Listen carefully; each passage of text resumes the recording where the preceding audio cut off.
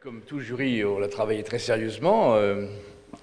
Au mois de fin mars, on reçoit les 11 membres du jury reçoivent des livres, des thèses, des documents dans lesquels ils ont à choisir, qui sont dans l'ensemble très de grande qualité, bien sûr hétérogènes, couvrant aussi bien la naissance, les organismes génétiquement modifiés, la fin de vie, le handicap, tout ce qui concerne font le rapport à la vie. Et c'est un travail donc qui est fait de façon très sérieuse, avec le remplissage d'une fiche, où chacun exprime non seulement son jugement avec le plus de discernement, mais donne une note de classement. Et lorsque le jury se réunit, il essaye, dans un premier temps, de faire un tri, et forcément, comme tout tri, il est injuste. Mais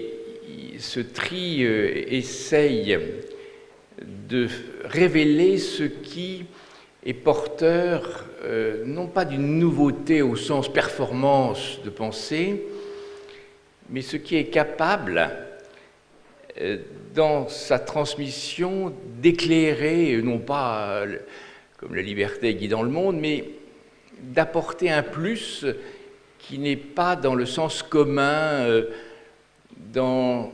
l'espèce de lieu commun de la réflexion éthique qui quelquefois sombre dans un côté Bouvard et Pécuchet, c'est-à-dire au fond cette espèce de naïveté de penser que parce qu'on a écrit un traité sur telle ou telle question, on a forcément changé le monde. Et les trois travaux qui ont été retenus par l'ensemble du jury, où tout se fait à l'unanimité, parce qu'on s'aperçoit qu'il n'y a pas un vote forcément à bulletin secret, parce que si c'était nécessaire, on le demanderait, mais dans l'ensemble, les travaux retenus ont fait l'objet d'un jugement tout à fait unanime. Et moi, je suis assez fier, au fond, que pour la Fondation, ils honorent alors comme toujours, c'est en boomerang, ils honorent des travaux qui, en boomerang, honorent la Fondation. Donc c'est un échange. Mais je suis persuadé, ayant au fond participé depuis quelques années à tel ou tel prix, j'ai trouvé que ces prix qui ont été retenus sont de très grande qualité. On va en dire un petit mot.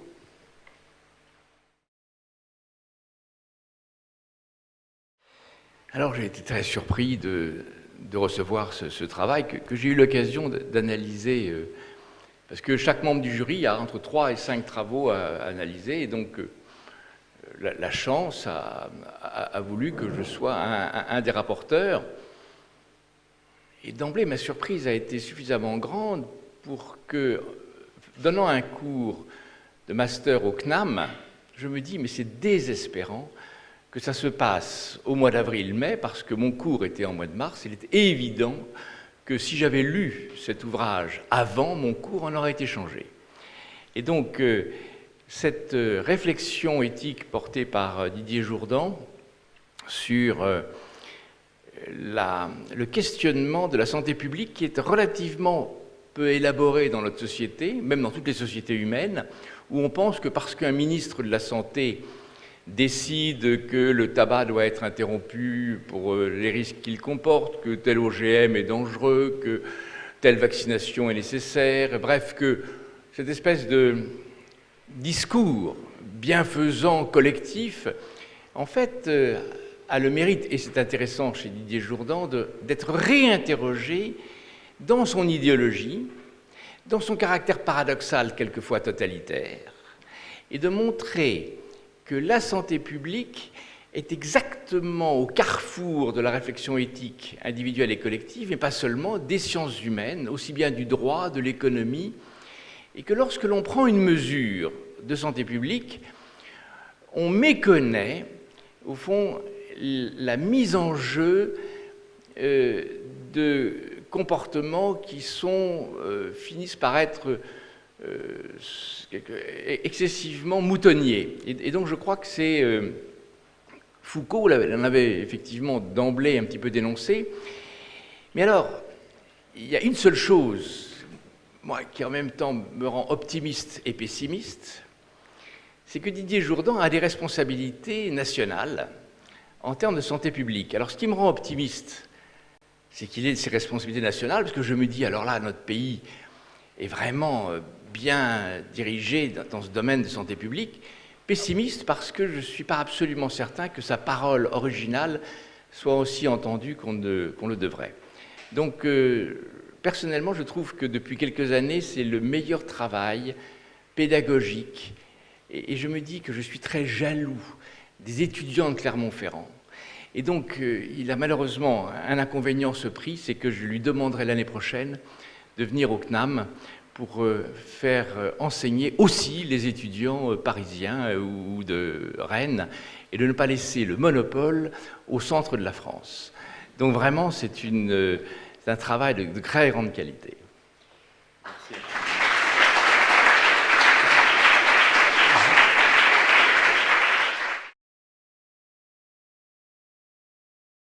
Alors, la catégorie recherche, c'est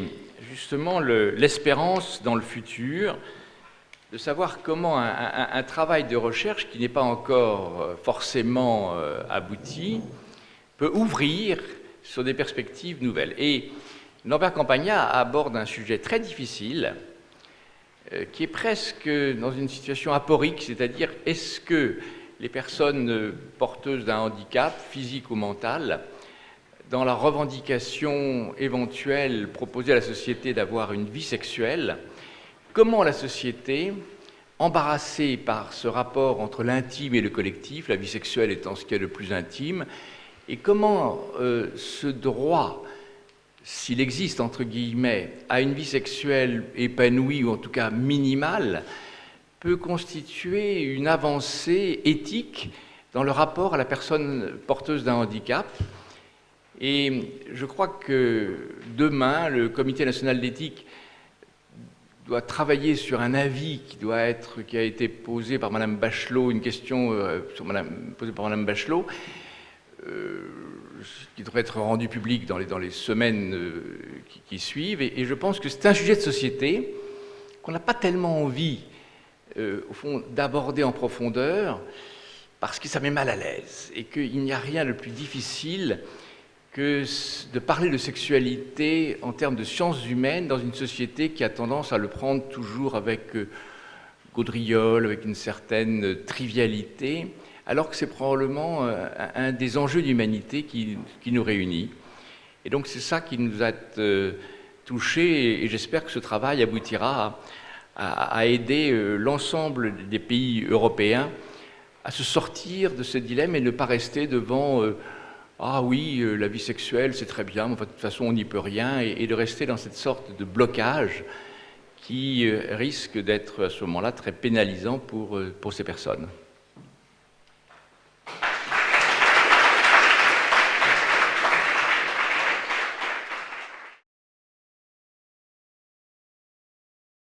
René Friedman disait dans son interview qu'il fallait partir de situations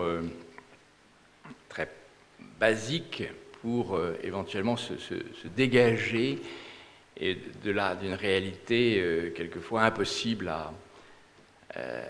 analyser avec beaucoup de recul. Et le cadre infirmier, le médecin, sont quelquefois enfermés par leur expérience dans le quotidien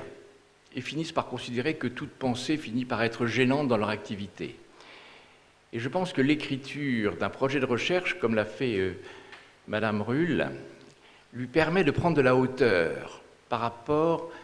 à la violence de ce qu'elle constate, c'est-à-dire des enfants porteurs d'une maladie génétique, qui est une amyotrophie spinale de type 1 et qui a pour caractéristique de ne pas entraîner la mort immédiatement, mais entraîner une paralysie respiratoire et justifiant une trachéotomie. Et est-ce que cet enfant dont le pronostic vital est toujours en jeu, qui sont immobilisés et dont la respiration tient aux prothèses respiratoires qu'on leur impose ou qu'on leur propose, fait que, là encore, la médecine a tendance à dire écoutez, on sauve la vie, sans penser forcément à ces familles et à ces enfants qui vivent un drame. Et je trouve que le projet de Madame Ruhl nous a beaucoup émus parce qu'on s'est dit que là, il y avait probablement une vraie pensée en construction de ce que la médecine, quelquefois soucieuse de performance, d'efficacité, ne veut pas voir. Et on a été sensible au fait que ce travail est un travail autonome. Bien sûr, elle appartient à un laboratoire de recherche en éthique, mais son travail est un travail personnel, et j'ai trouvé que le jury a trouvé dans son ensemble que c'était un travail très prometteur et dont on attend les conclusions. En tout cas, sur le plan de la recherche, c'est exemplaire, et nous sommes ravis que ce soit un cadre infirmier qui ait cette capacité de réflexion totalement dégagée des contingences malheureusement quotidiennes de cette affection dramatique.